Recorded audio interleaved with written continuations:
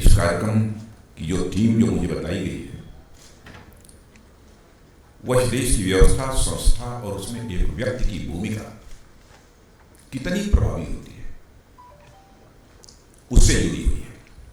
Delivering democracy, reviewing 2 decades of Narendra Modi as head of the government, यानी एक तरह से 21वीं सदी में भारत के लोकतंत्र ने कैसी करवट ली है और इस बदलाव में एक व्यक्ति यानी हमारे लोकप्रिय प्रधानमंत्री श्री नरेंद्र भाई मोदी की क्या भूमिका रही है, इस पर चिंतन और मंथन आप लोगों ने किया है।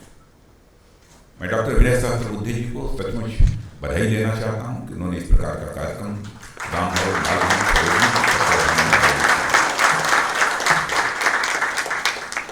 यह भी सच्चाई है कि लोकतंत्र में डेलिबरेशन, डिबेट, डिस्कशंस की एक अपनी अहमियत होती है। बिना इसके लोकतंत्र सर्वाइव नहीं कर सकता, यह भी सच है।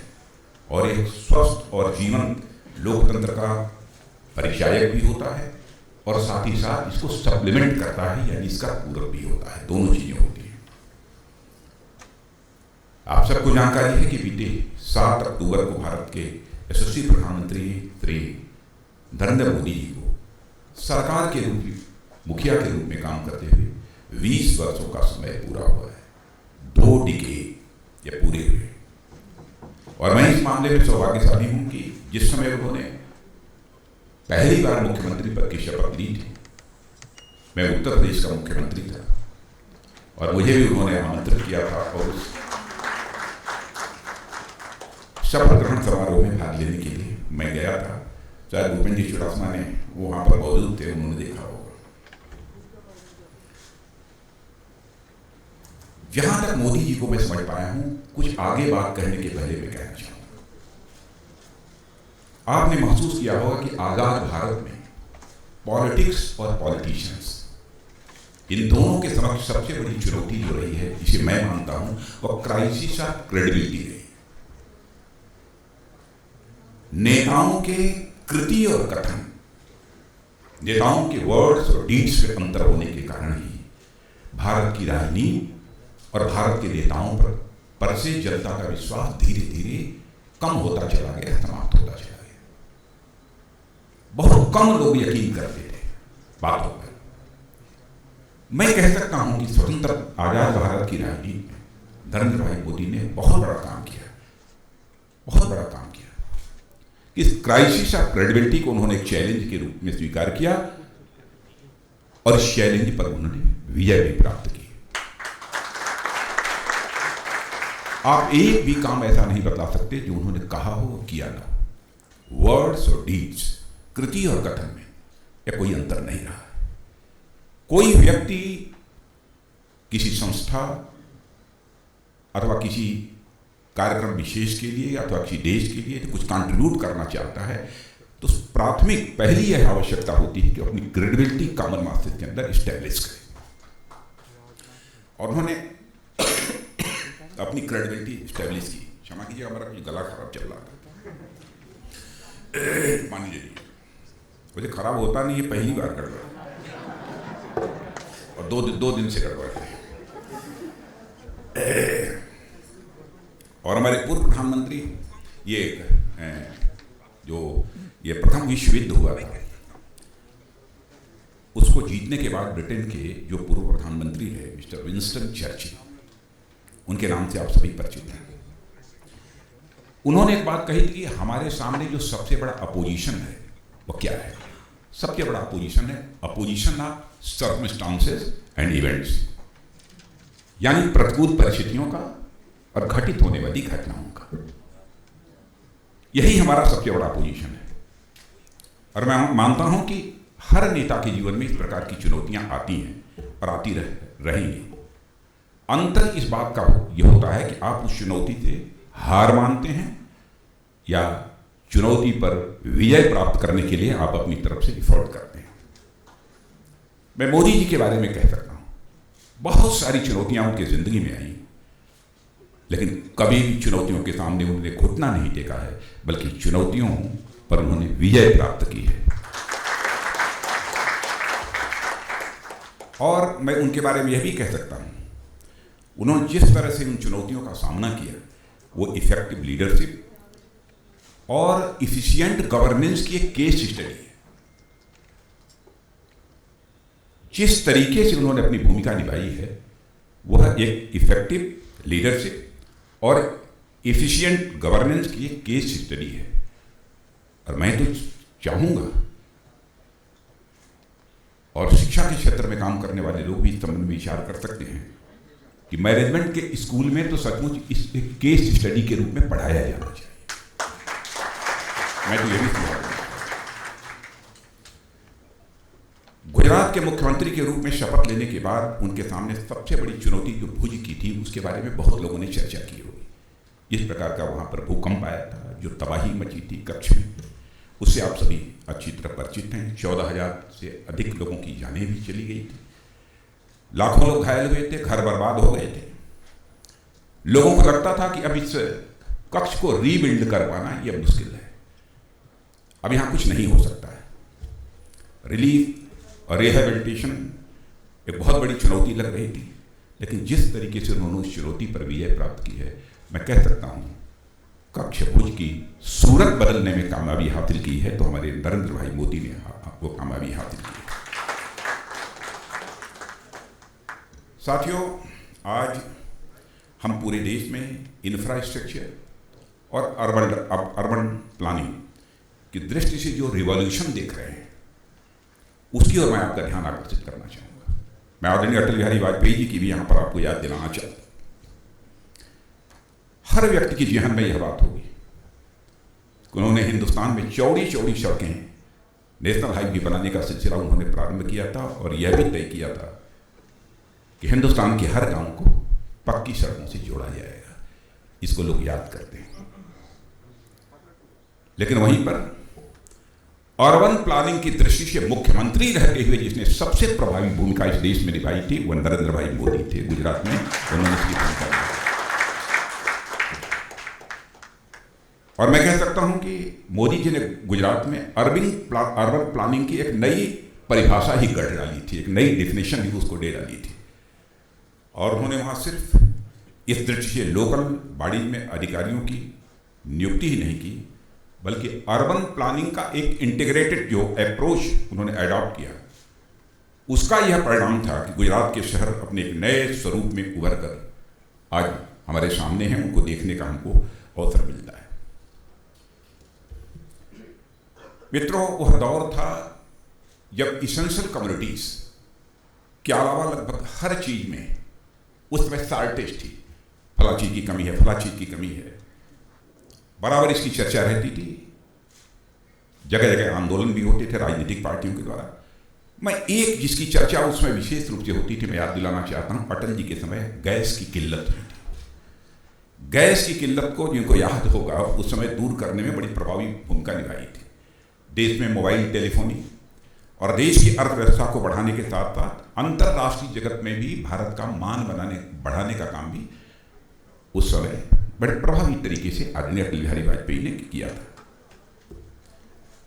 लेकिन उधर गुजरात राज्य में मुख्यमंत्री रहते हुए हमारे मोदी जी ने अनेक योजनाएं लॉन्च करते हुए लोगों की समस्याओं का अस्थायी समाधान देने की बराबर उनके द्वारा जब कोशिश की जाती रही, उस समय भी उसकी चर्चा लोगों के बीच होती थी।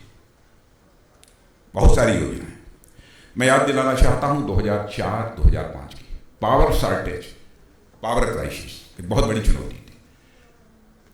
मैं भी मुख्यमंत्री था। सच्चाई यह है कि मुझे उत्तर प्रदेश की लोगों को रोशनी देने के लिए, बिजली मुहैया कराने के लिए दूसरे राज्यों से, केंद्र से हमको बिजली खरीदनी पड़ती थी। फिर भी हम पूरी 24 घंटे बिजली नहीं दे पाए। लेकिन जिस तरीके से 24 घंटे मुख्यमंत्री ज्योतिर्ग्राम योजना के अंतर्गत मोदी जी ने गुजरात के लोगों को बिजली मुहैया कराने का काम प्रारंभ किया, मैं समझता हूं कि वह अपने में उस समय एक बहुत बड़ी उपलब्धि मानी जाती थी। बहुत बड़ी उपलब्धि। यह उनकी ही इफोर्ट और उनके इमेजिनेशन का ही यह परिणाम था कि उन्होंने उस पावर क्राइसिस के ऊपर विजय प्राप्त कर ली। 24 घंटे बिजली की उपलब्धता, गुजरात वासियों की उद्यमशीलता और साथ ही साथ ऊर्जा को पारदर्शी व्यवस्थाएं देकर उन्होंने मुख्यमंत्री रहते एक ऐसा सफल गवर्नेंस मॉडल खड़ा किया था जिसे मीडिया में उस समय लोग कहना प्रारंभ कर दिए थे, यह मोदी मॉडल है, यह गुजरात मॉडल है।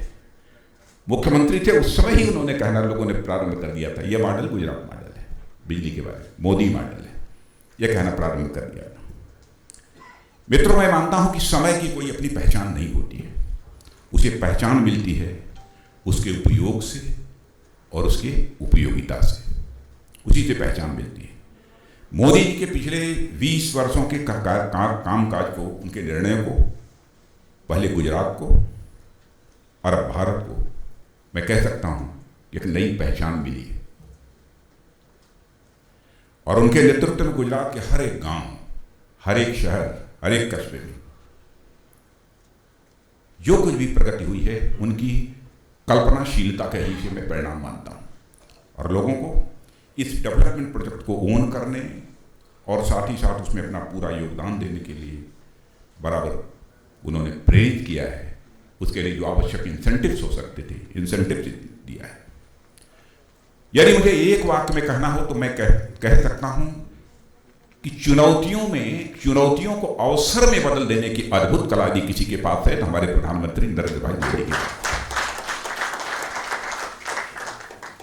और इसी कला ने गुजरात को एक मॉडल स्टेट के रूप में इसे हिंदुस्तान में लोगों के सामने खड़ा किया।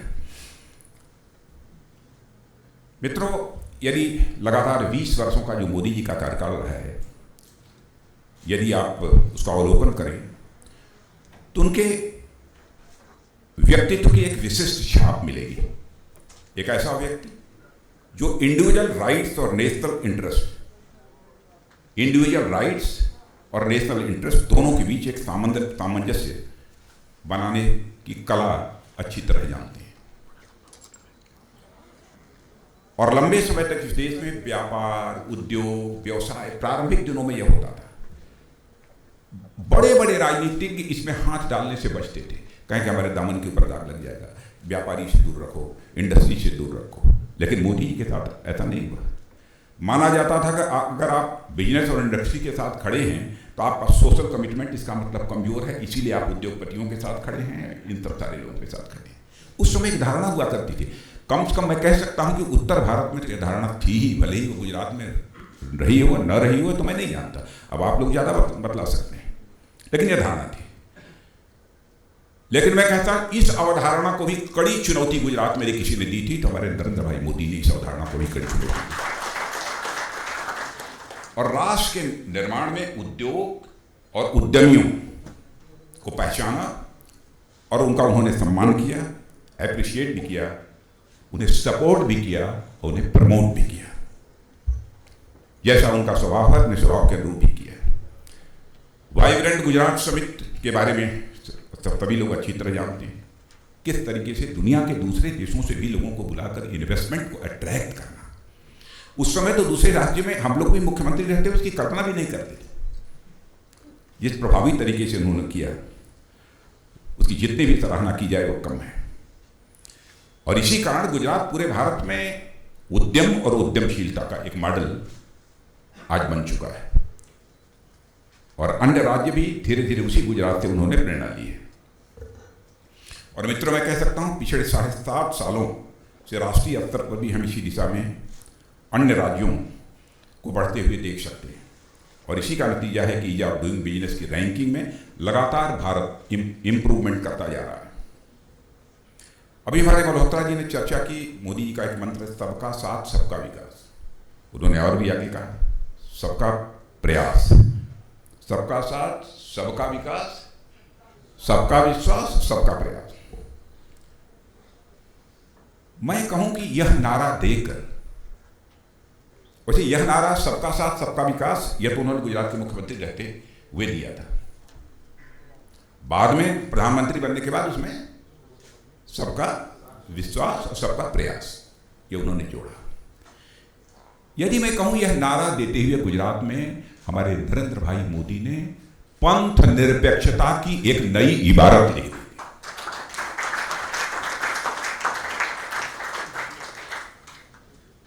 अब सेक्युलरिज्म का शाब्दिक अर्थ पंथ निरपेक्षता वो सही नहीं है, उसका कुछ और हो सकता है, लेकिन यह नहीं हो सकता। और वो जानते थे कि यह गुजरात को हम एक कॉम्प्रिहेंसिव डेवलपमेंट, समग्र विकास के रास्ते पर ले जाना चाहते हैं, तो जब तक समाज के सभी वर्गों का सहयोग, सभी का सहयोग प्राप्त नहीं होगा, तब तक हम इस लक्ष्य को हासिल नहीं कर सकते। और इस सच्चाई को भी समझते थे। जब अच्छी सड़क बनती है तो उसका लाभ सबको मिलता है। और ऐसे ही तार्किक आधार पर विकास कार्य के लिए उन्होंने कभी भी किसी का सहयोग लेने में कभी परहेज नहीं किया, इसीलिए उन्होंने यह स्लोगन दिया था। मित्रों, केंद्र में अटल जी ने भी विकास और सुशासन की दृष्टि से काफ़ी अच्छे काम किए थे, मगर दुर्भाग्यवश 2004 में एनडीए की हार ने उन्हें अपने काम को और मजबूती देने का मौका नहीं मिला था। उसके बाद केंद्र में 10 सालों से जो सरकारें रही हैं, मैं तो यह मानता हूं कि जो अटल जी के समय के भी जो काम थे उनकी गति काफ़ी धीमी पड़ गई थी। क्योंकि आपने देखा होगा नेशनल हाईवेज बनने की रफ्तार जो उस समय थी, बाद में अटल जी के जाने के बाद तो 10 वर्षों में उसकी रफ्तार कितनी मंद पड़ गई थी, कितनी धीमी पड़ गई थी। गांवों को पक्की सड़कों से जोड़ने की भी रफ्तार जो है उस समय से काफी धीमी पड़ गई थी। और लेकिन मैं कह सकता हूं कि विकास और सुशासन की छवि भारतीय लोकतंत्र में अटल जी ने की सरकार की रही है, इसमें कहीं दो राय नहीं है। परंतु जहां जहां भी भाजपा की राज्य सरकारें उस समय थी, यह बराबर प्रयास रहा कि एक ऐसा मजबूत डिलीवरी मैकेनिज्म बनाया जाए ताकि जनता हमारी प्रतिबद्धताओं और प्राथमिकता को स्पष्ट रूप से देख सके, और इसकी कोशिश भी हुई। गुजरात के अलावा उस समय हमारी मध्य प्रदेश, छत्तीसगढ़ में भी एक ऐसी ही सरकार थी, क्लियर मेजॉरिटी उस समय हमारी सरकारों की थी। और तमाम प्रतिकूलताओं के बावजूद सरकारों ने भी अच्छा काम किया। लेकिन मैं गुजरात के बारे में कह सकता हूं कि सबसे अधिक यदि कोई मॉडल सारे हिंदुस्तान में उस समय लोगों के द्वारा जाना गया, लोगों के द्वारा अधिक परिचित हुआ, वह केवल और केवल गुजरात मॉडल था, और कोई दूसरा मॉडल उस समय लोगों में चर्चा का विषय नहीं था। 3 विधानसभा के चुनाव में नरेंद्र भाई मोदी के नेतृत्व में शानदार सफलता हासिल हुई, इससे भी आप सब परिचित हैं। और भाजपा के भीतर धीरे धीरे यह धारणा भारतीय जनता पार्टी के अंदर भी बनती चली गई कि साहब यदि विजय प्राप्त करना चाहते हैं तो गुजरात मॉडल को हमको अडॉप्ट करना पड़ेगा। लोग कहते थे विजय प्राप्त करना चाहते हैं तो उसे ही हमको अडॉप्ट करना पड़ेगा। उस समय केंद्र में कांग्रेस नेतृत्व की यूपीए सरकार थी, और क्या क्या चर्चाएं होती थी, मैं किसी पॉलिटिकल पार्टी के बारे में और इंडिविजुअल के बारे में ऐसे बोलता नहीं हूं, लेकिन जरूर उसमें करप्शन की भी चर्चा होती थी, और गवर्नेंस को लेकर भी तरह तरह की जो चर्चाएं होती थी। जनता को एक क्रेडिबल अल्टरनेटिव की तलाश थी, और बाकी किसी दल में वह सामर्थ्य नहीं था जो कि उस समय कांग्रेस को चुनौती दे सके। देश को एक नया नेतृत्व चाहिए था, और यह भी सच है कि भाजपा में, भारत में भाजपा और वामपंथी दलों को छोड़कर बाकी सारे राजनीतिक दल एक फैमिली इंटरप्राइज है। भाजपा और वामपंथी दलों को छोड़कर भाजपा की वाइब्रेंट डेमोक्रेसी में ही यह संभव है कि नेतृत्व के विषय पर चर्चा हो और उसके बाद एक सशक्त विकल्प जनता के सामने रखा जा सके। और यह मेरा सौभाग्य रहा है कि उस समय राष्ट्रीय अध्यक्ष के रूप में मैं ही जिम्मेदारी संभाल रहा था। 2003 लोगों से विचार करने के बाद, परामर्श करने के बाद मैंने देखा कंसेंसस बन रहा है, और एक सशक्त विकल्प के रूप में देश के सामने नरेंद्र भाई मोदी को प्रस्तुत किया गया। उनको जो देश के सामने एक विकल्प के रूप में प्रस्तुत किया गया, उसका कारण था उनकी लोकप्रियता, उनकी नेतृत्व क्षमता, जो गुजरात के मुख्यमंत्री के रहते हुए लोगों ने देखी थी, और उनकी पावर ऑफ इमेजिनेशन, काल्पनिक क्षमता और दूरदर्शिता, और एक प्रशासक के रूप में, एडमिनिस्ट्रेटर के रूप में उनकी ख्याति और साख तो गुजरात के मुख्यमंत्री के रूप में सारे देश भर में पहले ही स्थापित हो चुकी थी। बल्कि दुनिया के दूसरे देशों में भी हम लोग जाते थे तो लोग कहते थे गुजरात के मुख्यमंत्री के बारे में, 2014 के चुनाव में क्या हुआ आप सब अच्छी तरह जानते हैं, उस डिटेल में भी जाने की कोई जरूरत नहीं है। 2019 के लोकसभा चुनाव में क्या हुआ वह भी आप अच्छी तरह जानते हैं। आज हम 2021 के समापन की तरफ हैं, यानी लगभग 12.5 साल गुजरात के मुख्यमंत्री के रूप में और अब देश के प्रधानमंत्री के रूप में 7.5 साल पूरे कर चुके श्री नरेंद्र भाई मोदी एक ऐसे मुकाम पर हैं जहां वे भारत ही नहीं दुनिया के सबसे लोकप्रिय नेताओं में गिने जाते हैं, ऐसे मुकाम। और उनके नेतृत्व में चल रही सरकार में मुझे बहुत करीब से उनकी कार्यशैली, उनकी कार्यक्षमता और कार्यकुशलता को देखने, समझने और अनुभव करने का मित्र मुझे अवसर मिला है। बोले जब मैं ही पीछे पलटकर 2013-14 की तरफ देखता हूं तो मुझे लगता है कि उस समय उनके बारे में भले ही मुझे लगता था मगर उनके बारे में मुझे बहुत कम जानकारी थी, यह मैं अब महसूस करता हूं। उस समय मुझे लगता था, आज 7 काम करने के बाद लगता था उस समय उनके बारे में मैं कम जानता था। यह तो उससे भी अधिक है।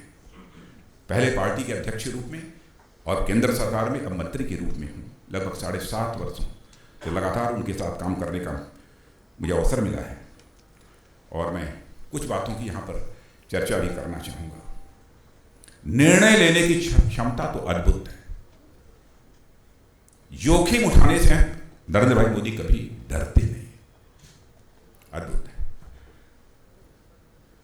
और जिसे कल्पकता कहते हैं, काल्पनिक क्षमता, वो भी अद्भुत है। और डिसाइसिव और इमेजिनेटिव, इनकी दो ये बहुत बड़ा गुण मैं मानता हूं। मित्रों, धारा 370, हम भारतीय जनता पार्टी ही नहीं, भारतीय जनसंघ में जब हम लोग थे तब भी हम लोग धारा 370 को समाप्त करने की बात करते थे।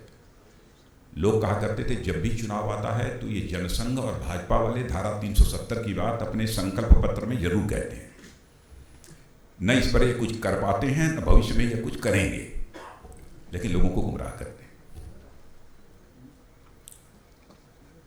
और सच्चाई है कि एक बार मैंने मोदी जी से भी चर्चा की, मैंने भी धारा से 370, चूंकि मैं पार्टी का अध्यक्ष था, मेरे ही देखरेख में सारा घोषणा पत्र तैयार हुआ था। 2019 में भी जो घोषणा पत्र तैयार हुआ उसकी कमेटी का चेयरमैन मैं ही था। मैं तो तब तक तो मुझे मालूम हो गया था गाड़ी किस दिशा में जाने वाली है।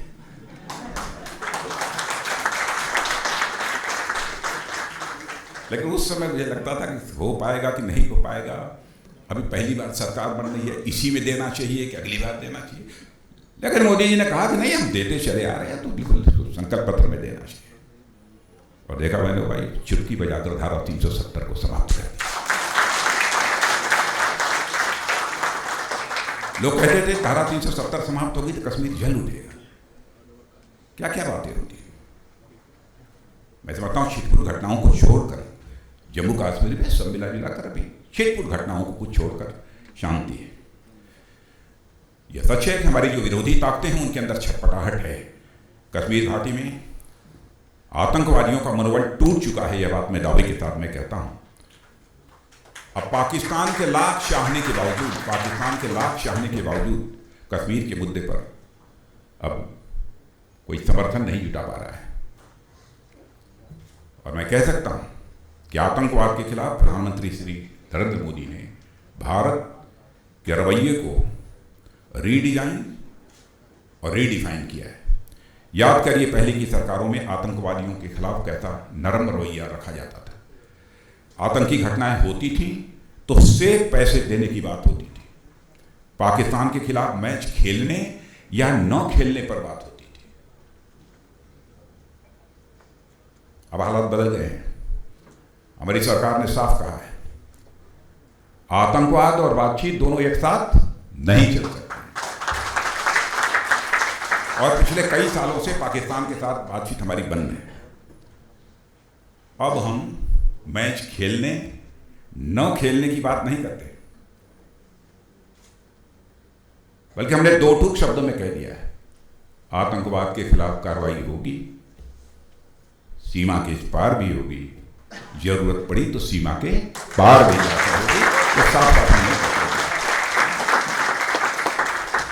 और आपने देखा 2017 में उरी की घटना हुई थी, 2019 में पुलवामा की घटना हुई थी। उसमें सर्जिकल स्ट्राइक की जरूरत हुई तो सर्जिकल स्ट्राइक, एयर स्ट्राइक की जरूरत हुई फिर एयर स्ट्राइक। यानी जो हमने सोचा था, जो तय किया था, जो संकल्प लिया था, उसकी सिद्धि कर डाली, उसको पूरा किया। ऐसा नहीं कि हम सोचें और उसको हम कर ना पाए। नक्सलवाद, आतंकवाद और नॉर्थ ईस्ट का उग्रवाद, ये सब बहुत सारी चीजें हैं। मैं सब मिला जुलाकर मैं कह सकता हूं कि देश की आंतरिक सुरक्षा और बाह्य सुरक्षा में एक पैराडाइम शिफ्ट है। और ये पैराडाइम शिफ्ट जो आंतरिक सुरक्षा और बाह्य सुरक्षा के फ्रंट पर जो आया है, यह संभव ही हो पाया है तो प्रधानमंत्री मोदी जी की फैसला लेने की क्षमता के कारण ही संभव है। और मित्रों, मैं कह सकता हूं कि राष्ट्रीय सुरक्षा और अंतर्राष्ट्रीय संबंधों में एक पैराडाइम अप्रोच की बात तो जनसंघ के सामने से, जनसंघ के समय से ही चली आ रही थी। और मैं आपको याद दिलाना चाहता हूं, 60 के दशक में जनसंघ में एक प्रस्ताव पारित हुआ था कि भारत को परमाणु परीक्षण करना चाहिए। अब देखिए, 60 के दशक में हम लोगों ने प्रस्ताव पारित किया था जनसंघ के रूप में। वो 63 था, 64 था, पूरी तरह से मुझे याद नहीं है। लेकिन जब आदरणीय अटल बिहारी वाजपेयी जी प्रधानमंत्री बने तो पोखरण की धरती पर परमाणु परीक्षण हो गया है। और आज यदि आप पूछेंगे क्या हुआ, तभी कल मैं कुछ कहूंगा नहीं उस पर। अग्नि मिसाइल, अग्नि मिसाइल। अब अग्नि मिसाइल क्या है, कैसे है, अब समझ आप लोग खुद ही जानते हैं। मैं इसके बारे में कुछ नहीं बोलूंगा।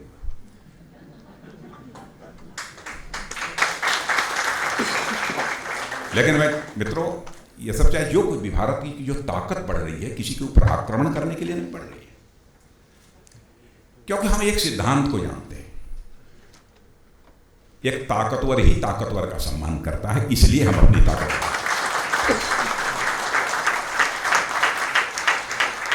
क्योंकि भारत के इतिहास के पन्नों को पलट कर यदि आप देखें तो स्वाभाविक रूप से आप इस नतीजे पर पहुंचेंगे कि भारत ने न तो दुनिया के किसी देश की 1 इंच जमीन पर कभी कब्जा किया है, न दुनिया के कभी एक देश पर भारत ने कभी कोई आक्रमण किया है। यह भारत का इतिहास रहा है और इसमें गौरवशाली इतिहास रहा है। और भारत ही दुनिया का इकलौता देश है जिसने भारत की सीमा में रहने वाले लोगों को ही अपने परिवार का सदस्य नहीं माना है, बल्कि पूरे विश्व की धरा पर रहने वाले लोगों को अपने परिवार का सदस्य मानते हुए वसुधैव कुटुंबकम, the whole world is a family, या संदेश देने का काम यदि किसी ने किया है, भारत ने किया है। तो मंशा वह नहीं है। मैं ये कह रहा था, उसमें परमाणु परीक्षण हुआ था, अग्नि मिसाइल लॉन्च, कठोर फैसले, जीएसटी, पहले बहुत पहले से जीएसटी की चर्चा चली आ रही। अटल जी के समय भी इस पर काफी बातचीत हुई थी, नहीं हो पाया। मित्रों, इसमें कहीं दो राय नहीं कि जीएसटी एक प्रोग्रेसिव टैक्स रिफॉर्म है, लेकिन वोट बैंक की पॉलिटिक्स की हमारे प्रधानमंत्री ने चिंता नहीं की, देश की चिंता की और उन्होंने इस रिफॉर्म को जो है कर डाला। 1 नेशन 1 टैक्स की व्यवस्था देते हुए जीएसटी को प्रभावी तरीके से लागू कर दिया। जीएसटी लागू होना, मैं मानता हूं कि एक टैक्स रिफॉर्म है जिसे तमाम आलोचनाओं के बावजूद इसे लागू किया गया। मगर इसका मतलब यह नहीं कि हम इसमें सुधार नहीं करना चाहते। जहां जहां जरूरत होगी सुधार की, और सुधार भी करेंगे। और आप देख रहे हैं कि जीएसटी में लगातार सुधार हो भी रहा है। अब यह बात की जा रही है कि डीजल और पेट्रोल को भी जीएसटी के अंदर लाना चाहिए, ताकि पेट्रोल और डीजल की कीमतों को भी रैशनलाइज किया जा सके। मगर राज्यों की जो सहमति बननी चाहिए वो सहमति नहीं बन पा रही है। यही कारण है कि पेट्रोल और डीजल अभी जीएसटी के परिधि से वो बाहर है। आप जानते हैं, भारत में कोऑपरेटिव फेडरलिज्म है, संघीय सरकार की व्यवस्था से चलने वाला ये हमारा देश है। इसलिए बिना राज्यों की मदद के, बिना उनकी सहमत के यह फैसला नहीं लिया जा सकता है। साथियों, इन सब सारी चीजों के अतिरिक्त, और कितने मिनट, नहीं, मुझे कहा गया था कि आपको 40-45 मिनट मिनिमम बोलना है, जो मुझे बताया गया। नहीं कहेंगे तो मैं बंद कर दूंगा। नहीं, सुन सकते हैं, आपको बहुत बहुत धन्यवाद, लेकिन मैं जानता हूँ लंच आवर है और मुझे अच्छी तरह अनुभव है कि ये भूख लगी हो तो भाषण कितना अच्छा लगता है।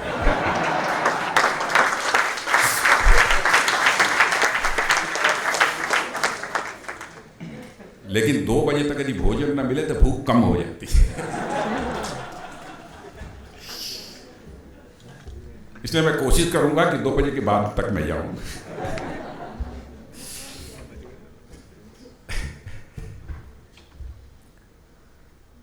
मित्रों, एक बहुत बड़ा और फैसला हमारे मोदी जी ने जो किया था वो प्लानिंग कमीशन, जो कि आउटडेटेड हो चुका था। किसी ने कभी सोचा नहीं कि प्लानिंग कमीशन को कब, अब जो रेलेवेंस था कभी रहा होगा, लेकिन अब प्लानिंग कमीशन को समाप्त करना चाहिए, कोई वैकल्पिक व्यवस्था लानी चाहिए। तो उसको झटके में समाप्त करके उन्होंने एक नीति आयोग की वैकल्पिक व्यवस्था लाई। राज्यों को मजबूत किया जाना चाहिए। कोऑपरेटिव फेडरलिज्म में राज्यों को जितना अधिक से अधिक हो सके उनको ताकत दी जानी चाहिए। यह हेल्दी अप्रोच हमारे प्रधानमंत्री की रही है। और 14th फाइनेंस कमीशन में जो टोटल टैक्स कलेक्शन था, जो पहले टोटल टैक्स कलेक्शन का 32% जो राज्यों को जाता था, हमारे प्रधानमंत्री ने कहा कि नहीं 42% अब राज्यों को जाएगा। राज्यों के पास अधिक संसाधन होने चाहिए इस आधार पर। और साथियों, भारत जैसे देश में लोकतंत्र की सफलता के लिए आवश्यक है कि यहाँ की 135 करोड़ जनता के जो लोग गरीब हैं उन्हें भी मान, सम्मान, स्वाभिमान का जीवन जीने का उन्हें अवसर मिले। मोदी जी ने प्रचारक के रूप में, एक भाजपा कार्यकर्ता के रूप में लंबा समय अपना जनमानस के बीच बिताया है। और उसके पहले का प्रचारक नहीं थे, उसके पहले का, उसकी चर्चा मैं बाद में करूंगा। वो समझते हैं कि गरीबी कोई स्टैटिस्टिक्स नहीं है, सांख्यिकी नहीं है, या सिर्फ एक सामाजिक समस्या नहीं है, बल्कि एक बहुत ही कड़वा, अपमानजनक और अमानवीय यह एक अनुभव है। और उनके लिए गरीबी उस जिल्लत का नाम था जिसे लाखों करोड़ों महिलाओं को हर रोज खुले में शौच करते समय झेलना पड़ता था। इस काम को शौचालय बनाकर पूरा किया है। उनके लिए गरीबी एक रसोई घर में धुएं में खाना बनाती हुई, 200 सिगरेट के बराबर दम घोटने वाली धुएं में खाना बनाती हुई महिलाओं, लाखों करोड़ों की महिलाओं के फेफड़े को जो जलाता था, यह गरीबी थी।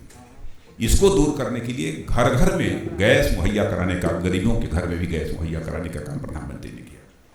उनके लिए गरीबी उस अनिश्चितता का नाम था जिससे लाखों परिवार हर रोज जूझते थे। अनिश्चितता इस बात की कि क्या वो अगले पहर का खाना अपने बच्चों को खिला पाएंगे या नहीं खिला पाएंगे।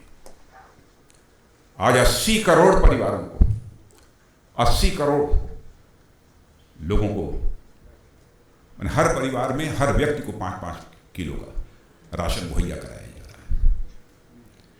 उनके लिए गरीबी एक साधारण लेकिन पक्की छत का अभाव थी। और हर गरीब को, किसी के पास कच्चा घर नहीं होना चाहिए, सबके पास एक पक्का घर होना चाहिए। यह अभियान भी तेजी के साथ चल रहा है। उनके लिए गरीबी साफ पीने के पानी के, हर घर नल, हर घर जल और जल से नल, यह भी कार्यक्रम चल रहा है। उनके लिए गरीबी लाखों गांव और छोटे शहरों में उस अंधकार का नाम थी जो सालों से बिजली न होने के नाते फैला हुआ था। और आपको जानकर खुशी होगी कि मित्रों, अब 18,000 ऐसे गांव थे जहां पर की बिजली पहुंची ही नहीं थी।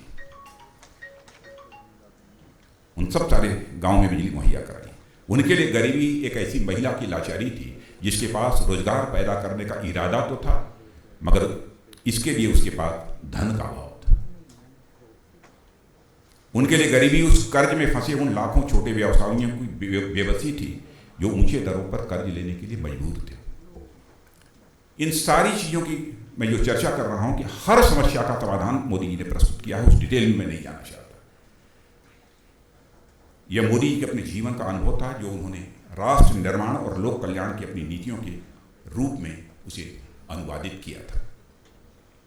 मोदी जी अच्छी तरह से समझते थे कि गरीबी कई तरह के अभावों में प्रदर्शित होती है।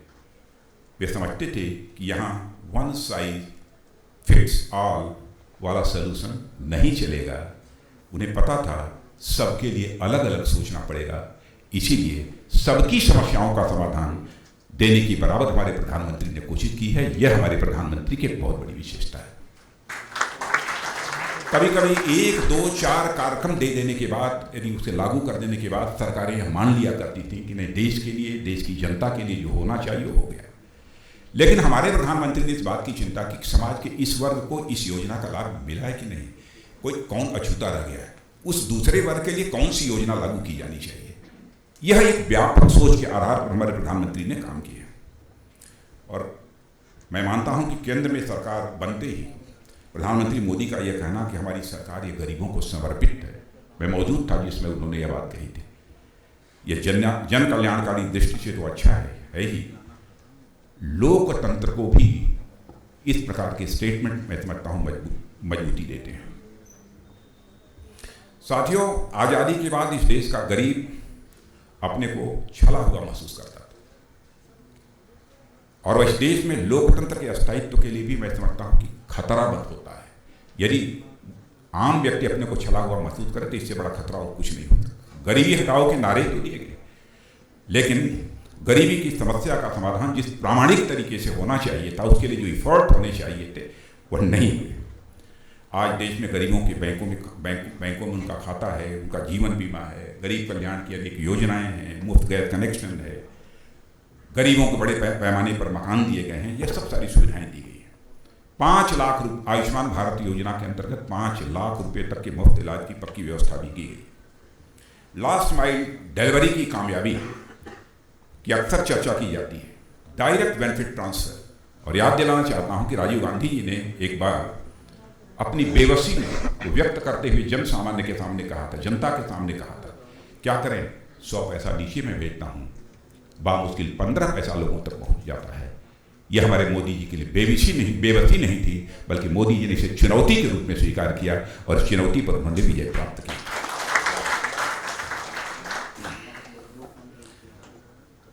मित्रों,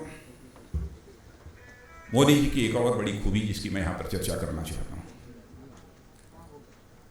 मुद्दे राजनीतिक दृष्टि से चाहे कितने भी बड़े महत्वपूर्ण क्यों न हो, इस बात की चिंता नहीं करते हैं कि राजनीतिक दृष्टि से इसका लाभ मिलेगा या नहीं मिलेगा।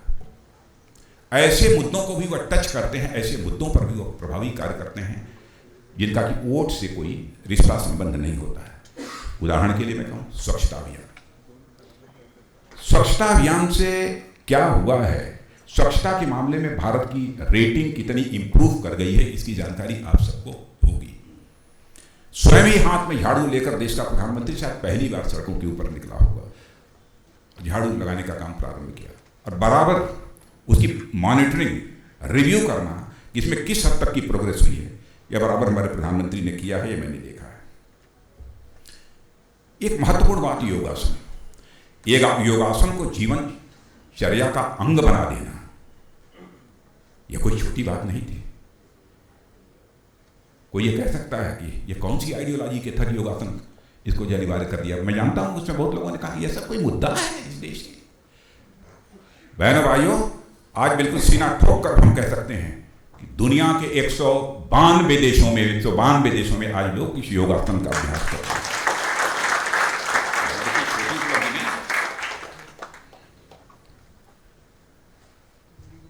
छोटी उपलब्धि नहीं है, यह केवल उन्हीं के बस का था।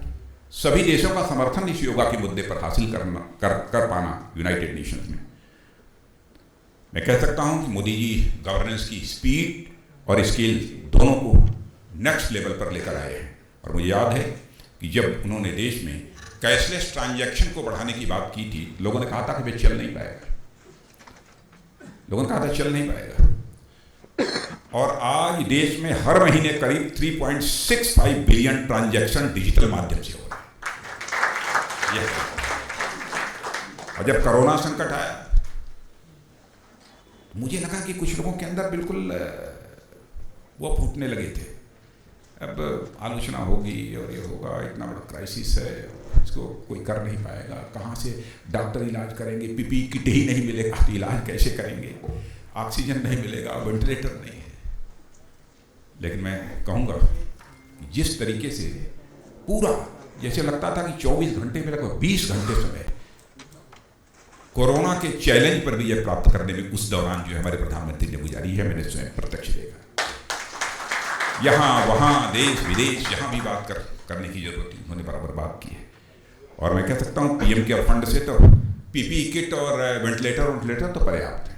ऑक्सीजन प्लांट्स, अब मैं समझता हूँ कि फिर से भी कोरोना का संकट तो शायद नहीं आना चाहिए, आएगा भी नहीं। यदि कोई ऐसा संकट आएगा जिसमें ऑक्सीजन की जरूरत होगी तो भारत में ऑक्सीजन की कमी नहीं होने पाएगी। बहनों भाइयों, ऑक्सीजन की कमी से कोई गम नहीं होगा। यह हमारी कोई छोटी उपलब्धि नहीं है। वैक्सीनेशन के मामले में ज़्यादा नहीं कहना चाहता हूँ। आप सब जानते हैं कि वैक्सीनेशन के मामले में क्या हालत है। 100 करोड़ से अधिक लोगों को वैक्सीनेशन हो चुका है। पहले लोग कहते थे वैक्सीनेशन कैसे, यहाँ के साइंटिस्ट, यहाँ के फार्मासिस्ट ये कैसे तैयार कर लेंगे।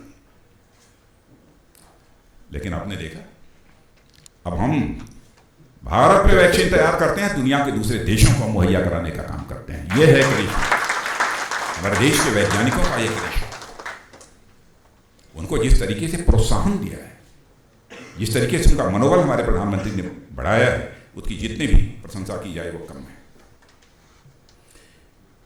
आत्मनिर्भरता की बात भी बराबर हमारे प्रधानमंत्री ने की है। मैं देश का रक्षा मंत्री हूं, मैं कह सकता हूं मित्रों कि रक्षा के क्षेत्र में भारत ऐसा देश था जो सबसे बड़ा इंपोर्टर दुनिया में था।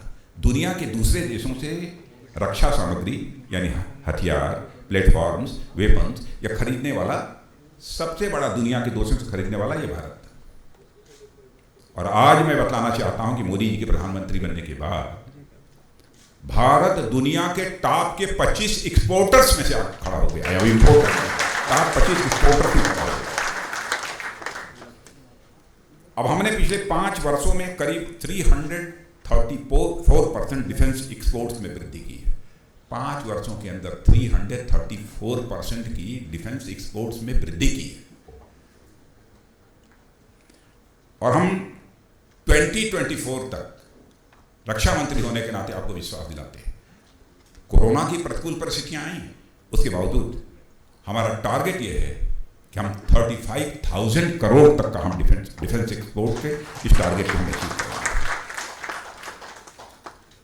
यह सब कुछ हो पाया है तो अपने प्रधानमंत्री के मार्गदर्शन, उनकी दृढ़ इच्छा शक्ति के परिणाम स्वरूप हो पाया है। वोकल फॉर लोकल बहुत आपने सुना हो। भारत की में बनी वस्तुओं का उपयोग करें, उपभोग करें, यह भी हमारे प्रधानमंत्री का आग्रह था। लोग समझते थे क्या होगा इससे, अरे देश के नौजवानों को रोजगार तो मिलेगा। मैंने देखिए कार्यक्रमों के माध्यम से समस्याओं का समाधान कैसे निकाला जा सकता है, यह हमारे प्रधानमंत्री की सोच रही है। स्वदेशी की चर्चा तो बहुत लंबे समय से होती चली आ रही है। गांधी जी ने भी स्वदेशी की चर्चा की थी और मैं आपको याद दिलाना चाहता हूँ 100 साल पहले, और उसके बाद लगभग 60 साल पहले पंडित दीनदयाल उपाध्याय ने भी स्वदेशी की बात कही थी। 90 के दशक ने भाजपा ने भी इस मुद्दे को बढ़ चढ़ कर उठाया। अब मोदी जी ने स्वदेशी 4.0 की बात की। 3 बार तो पहले लोग कर चुके हैं, 4थी बार उन्होंने कहा। अब प्रधानमंत्री मोदी जी इसको नए कंटेक्स्ट और सब टेक्स्ट के साथ लेकर आए। यह स्वदेशी 4.0 किसी के विरोध में चलाया जा रहा अभियान नहीं है, बल्कि यह मित्रों एक ऐसा पॉजिटिव प्रयास है जिसमें आप स्वदेशी के माध्यम से लोकल ब्रांड्स और लोकल प्रोडक्ट्स को और अधिक मजबूती देने का काम कर रहे हैं। और साथियों, आर्थिक उदारीकरण के बाद अब देश को आर्थिक सशक्तिकरण की जरूरत है, जिसकी जमीन आत्मनिर्भर भारत अभियान और वोकल फॉर लोकल के अभियान से ही तैयार की जा रही है। यदि हम सशक्त भारत बनाना चाहते हैं तो बिना इसके संभव नहीं है। मैं एक उदाहरण देना चाहता हूं तेजस विमान का। तेजस विमान के बारे में बीच में रफ्तार, जब हमारी सरकार नहीं थी तो उसके बनने की रफ्तार बहुत धीमी पड़ गई थी। लाइट कम्बैट एयरक्राफ्ट है। अटल जी ने इसका नाम, इस प्लेन का नाम, इस फाइटर एयरक्राफ्ट का नाम तेजस दिया था। यह नाम अटल जी ने दिया है। लगभग 10 साल तक ये उपेक्षा का शिकार रहा। लोग तेजस की खूबियों की चर्चा नहीं करते थे, बल्कि तेजस की कमियों की लोग चर्चा करते थे। नरेंद्र मोदी के नेतृत्व में सोच बदली और तेजस की खूबियों को मजबूती दी जा रही है और खामियों को दूर किया जा रहा है, काफी हद तक दूर कर लिया गया है। और यह बात विश्वास के साथ इसलिए मैं कह रहा हूं कि जब मैंने फैसला किया कि डिफेंस मिनिस्टर के रूप में मैं तेजस पर सवार होकर मैं उड़ान भरूंगा, तो लोगों ने कहा था बहुत जोखिम भरा काम है, इंजन भी हो सकता है, ये गड़बड़ है, वो गड़बड़ है, डिफेंस मिनिस्टर इस पर बैठकर चले उचित नहीं है। लेकिन मैंने कहा बहनों भाइयों, ये हमारे देश में यह तैयार किया है लोगों ने, यह हमारा स्वदेशी है, तो मैं निश्चित रूप से इस पर उड़ान भरूंगा और मैंने उड़ान भरी। और मैंने पाया कि यह सचमुच ये बहुत बढ़िया विमान है। और आपको जानकर खुशी होगी, आज उसी तेजस विमान का 48,000 करोड़ रुपए की लागत से 83 तेजस विमान बनाने का ऑर्डर एचएएल को दे दिया गया है। यह है, मैं कह सकता हूं प्रधानमंत्री मोदी जी के बारे में कि अपने नेतृत्व में भारत में भरोसे का निर्माण करने का काम हमारे प्रधानमंत्री मोदी जी ने किया है। भारत में भरोसे का निर्माण, भारत में भरोसा करो, भारतवासियों पर भरोसा करो, इस काम को हमारे प्रधानमंत्री ने किया है। एक सच्चे नेतृत्व को इस बात की अच्छी पहचान होती है कि वह किस बात के लिए नेतृत्व कर रहा है। मोदी जी इस बात की समझ अच्छी तरह रखते हैं कि वह क्यों देश का नेतृत्व करना चाहते हैं।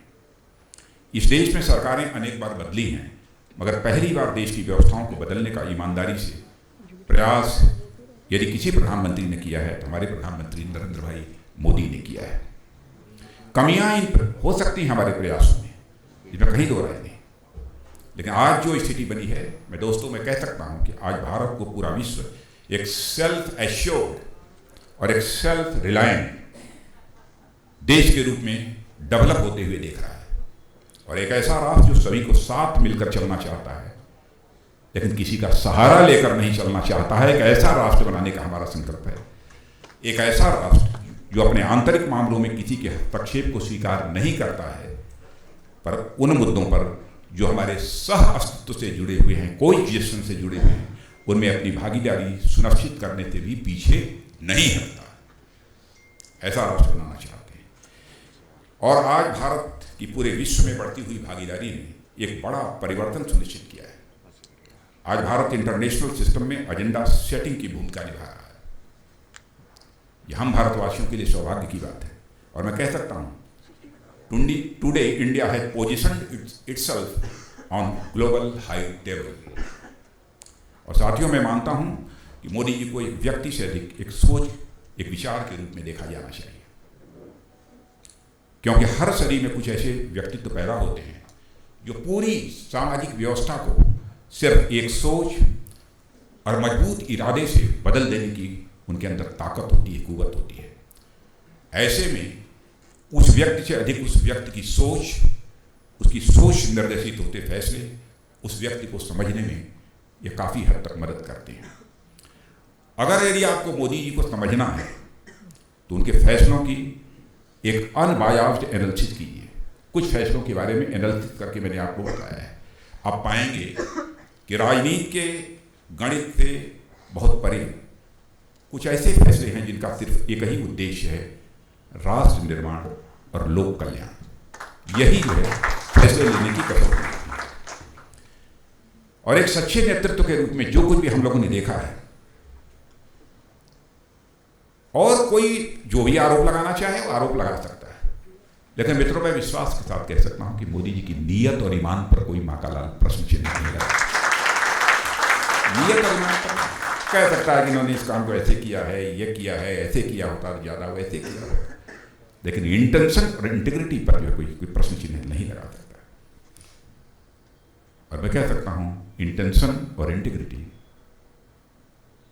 इस कसौटी पर हमारे प्रधानमंत्री 24 कैरेट के सोना है। यह कोई छोटी बात नहीं है कि जिंदगी का इतना लंबा समय राजनीति में निकल जाए, 20 साल तक हेड ऑफ द स्टेट के रूप में काम करते हुए निकल जाए। भारत ही नहीं, दुनिया का कोई व्यक्ति उंगली उठाकर नहीं कह सकता है कि कोई भी भ्रष्टाचार का छींटा भी उनके दामन के ऊपर लगा हो। यह कोई छोटी बात नहीं है।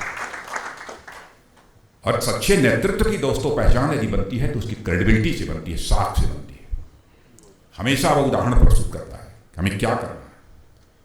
वह यह नहीं कहता है डू एज आई से, वह कहता है डू एज आई डू। हमारा प्रधानमंत्री यह नहीं कहता डू एज आई से, हमारा प्रधानमंत्री कहता है डू एज आई डू। ये है कॉन्फिडेंस, ये है कॉन्फिडेंस हमारे प्रधानमंत्री के अंदर।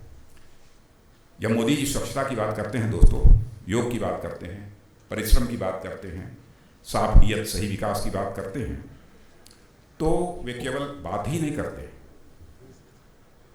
वो अपनी जिंदगी में उसे जिसे उतारा है, जिसे उतारते हैं, वही बातें वह करते हैं।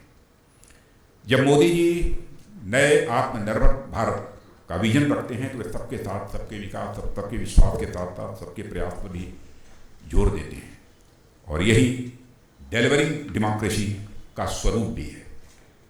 और मैं मानता हूं कि 20 वर्षों के समय में मोदी जी ने डेमोक्रेसी को डिलीवरी के लिए कैसे तैयार किया जाता है, इसका एक बढ़िया उदाहरण भारत ही नहीं पूरी दुनिया के सामने रखा है। आज भारत एक स्वाभिमानी राष्ट्र में के रूप में पूरी दुनिया में पहचाना जाता है, मगर हमें इतने से ही संतुष्ट नहीं होना है, क्योंकि मैं मानता हूं कि यह तो अभी एक शुरुआत है। हमारा अगला लक्ष्य है कि भारत $5 ट्रिलियन की इकॉनमी बनना चाहिए। पैंडेमिक न आया होता तो शायद 2024 तक हम इस टारगेट को अचीव कर लिए होते, लेकिन हम पूरी तरह आश्वस्त हैं 2024 के साल, 2 साल, 3 साल और इधर उधर हो सकते हैं, लेकिन हम इस टारगेट को अचीव करेंगे। अब देश में इकॉनमी रिकवरी साफ दिखाई दे रही है। कोरोना की क्राइसिस के बाद आप वो देख रहे हैं, स्वाभाविक है कि $5 ट्रिलियन की हम इकॉनमी के टारगेट को अचीव करने में ज़्यादा विलंब नहीं होगा। मित्रों, मेरा यह मानना है कि हाल के भारत के राजनीतिक इतिहास में भारत के समाज और इसके मनोविज्ञान को जितनी समझ मोदी जी में है वो अतुलनीय है। इस बात की तरफ आपका ध्यान आकर्षित करना चाहूँगा। भारत के राजनीतिक इतिहास में भारत के समाज और उसके मनोविज्ञान की जितनी समझ मोदी जी में है वह अतुलनीय है। यह कहना अतिशयोक्तिपूर्ण नहीं होगा कि महात्मा गांधी के बाद मोदी जी एक ऐसे नेता हैं जिन्होंने भारतीय समाज और उसके मनोविज्ञान पर गहरी पकड़ रखी है, जो ठोस और व्यापक अनुभवों के ऊपर आधारित है।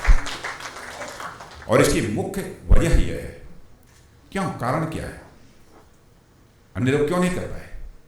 महात्मा गांधी की भी मैं मानता हूं कि एक आध्यात्मिक पृष्ठभूमि थी,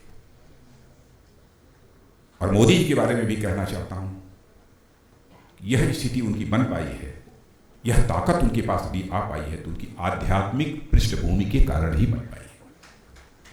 बहुत लोगों को मालूम होगा कि आध्यात्मिक पृष्ठभूमि की बात मैं क्यों कर रहा हूं। लोगों की सेवा करने का एक तड़पन जिस तरीके की उनकी दिल में रहती है, गरीबों की विशेष रूप से, और एकाएक बोल जाना कि हमारी सरकार ये गरीबों के प्रति समर्पित है, यह यदि सोच है तो आध्यात्मिक पृष्ठभूमि के कारण ही है। मित्रों, 1 मिनट मैं लेना चाहूँगा। बहुत सारे यहाँ पर आप सब इंटेलेक्चुअल्स यहाँ पर बैठे हैं, यंगस्टर्स भी हैं। अध्यात्म की बात यदि मैं कर रहा हूँ, स्पिरिचुअलिज्म की यदि मैं बात कर रहा हूँ, तो लोग समझेंगे मंदिर में जाकर पूजा करना, मस्जिद में जाकर इबादत करना, यही सब अध्यात्म है। यह अध्यात्म नहीं है, भूलिए मत। मनुष्य मन प्रधान प्राणी होता है। अध्यात्म को और भी परिभाषित कर सकता हूं, लेकिन केवल एक वाक्य में परिभाषित करना चाहता हूं। एलिवेशन ऑफ मन इज अध्यात्म। मन का उन्मन होना, मन का बड़ा होना, यही अध्यात्म है। जिसका मन बड़ा होगा वही प्रधानमंत्री अपने हाथ में झाड़ू लेकर झाड़ू लगाना शुरू करेगा। जिसका मन बड़ा होगा, जिसका मन बड़ा होगा, वह झाड़ू लगाने वाले किसी मित्र का बैठकर जमीन पर बैठकर उसका पांव पखारेगा, पांव धोएगा, जिसका मन बड़ा होगा। इसीलिए मैंने कहा कि आध्यात्मिक पृष्ठभूमि, उनकी जीवन यात्रा का आरंभिक चरण आध्यात्मिक यात्रा का है, राजनीति तो उसके बाद की है। यही वजह है कि भारत के समाज और उसके मनोभाव को समझने की उनके अंदर एक अद्भुत क्षमता है। मोदी जी की खासियत है कि सिद्धांतों को अमली जामा पहनाने की क्षमता उनके अंदर अद्भुत है। चाहे अयोध्या का राम मंदिर हो, चाहे कश्मीर का विषय हो, धारा 370 को निष्क्रिय होना हो, इन सभी बदलावों में रूढ़िवादिता के बजाय उन्होंने प्रोग्रेसिव अप्रोच को जनमानस तक पहुंचाया है और उसमें कामयाबी हासिल की है। और मैं कह सकता हूं कि अपने राजनीतिक जीवन में संगठन और समय के महत्व को भी उन्होंने समझा है। संगठन को बनाना और उसकी ज़रूरतों के हिसाब से अपने आप को ढालना उनकी एक अद्भुत क्षमता है। पार्टी ने जहां भी भेजा, मोदी जी ने वहां मजबूत संगठन की रचना की है। टेक्नोलॉजी का भरपूर इस्तेमाल किया है और मैं जानता हूं पहले से कि पार्टी को भी आगे बढ़ाने में टेक्नोलॉजी का उन्होंने भरपूर इस्तेमाल किया। गवर्नेंस और संगठन का अलाइनमेंट भी उन्होंने सरल ढंग से किया। दोनों के बीच तालमेल होना चाहिए। प्रायः देखा जाता है कि गवर्नेंस में पार्टी गौड़ हो जाती है, लेकिन यहीं पर मोदी जी की संगठन क्षमता सामने आ जाती है। वे पार्टी को किसी भी सूरत में गौड़ नहीं होने देते, यह उनकी विशेषता है। मित्रों, आज के अवसर पर जो मैंने सारी बातें आपके सामने साझा की हैं, यह उनके सीएम और पीएम के रूप में जो उनकी उपलब्धियां थी, जो उन्होंने काम किया था, और उनके साथ जो काम करते हुए मैंने जो महसूस किया है, अथवा पार्टी का अध्यक्ष रहते हुए जो मैंने महसूस किया है, वह सब सारी बातें अपने संबोधन में मैंने आप सबके सामने रखी हैं। लेकिन मैं एक सुझाव देना चाहता हूं कि भारतीय जनता पार्टी को मजबूत करने और दुनिया की सबसे बड़ी राजनीतिक पार्टी बनाने में भी एक उनका महत्वपूर्ण योगदान है। उस पर भी एक बार विस्तार से चर्चा होना चाहिए, क्योंकि भारतीय जनता पार्टी हिंदुस्तान की एक अकेली पार्टी है जिस पार्टी की एक अपनी आइडियोलॉजी है, जिस पार्टी की एक अपनी दार्शनिक अवधारणा है।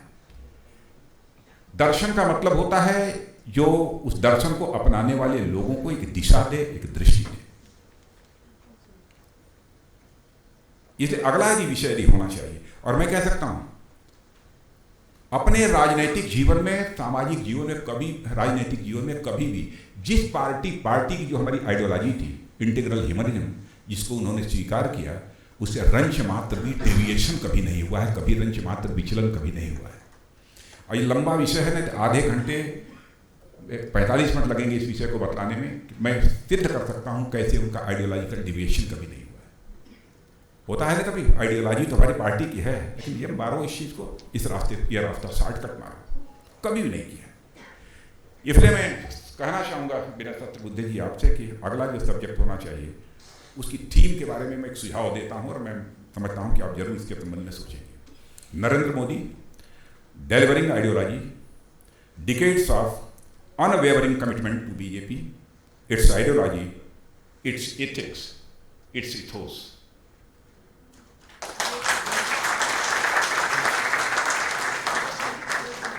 मित्रों, इस अवसर पर मैं समझता हूं कि इससे ज़्यादा कुछ कहने की जरूरत नहीं है। और क्षमा कीजिएगा, मैंने आप लोगों की पीड़ा में समझ रहा था 2:30 बजे, और इसीलिए अंत की जो सारी बातें जितनी जल्दी से जल्दी शॉर्टकट में कर सकता था करने की मैंने कोशिश की है, लेकिन मेरा समय ही ऐसे समय रख दिया इन्होंने। इसलिए आप सबको बहुत बहुत धन्यवाद, और इन्हीं शब्दों के साथ अपनी बात समाप्त।